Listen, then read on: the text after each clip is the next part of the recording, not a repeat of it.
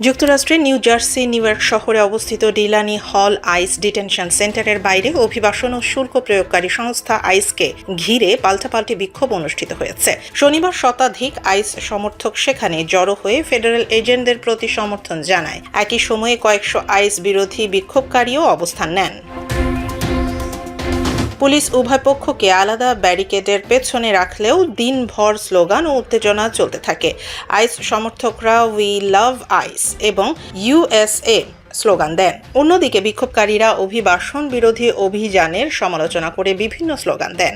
আইস সমর্থকদের দাবি সংস্থাটি দেশের আইন প্রয়োগ এবং জননিরাপত্তা রক্ষার কাজ করছে। তাদের মতে আইস কর্মকর্তাদের বিরুদ্ধে চলমান আন্দোলন অপ্রয়োজনীয় এবং আইন শৃঙ্খলার জন্য ক্ষতিকর।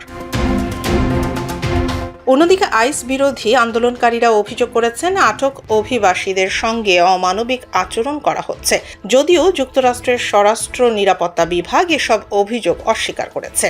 এর আগে কয়েকদিন ধরে ডিলানি হলের বাইরে সংঘর্ষ, গ্রেফতার এবং পুলিশি হস্তক্ষেপের ঘটনা ঘটেছিল। পরিস্থিতি নিয়ন্ত্রণে আনতে আইনশৃঙ্খলা বাহিনী টিয়ার গ্যাস ও পেপার স্প্রে ব্যবহার করেছিল বলেও জানা যায়।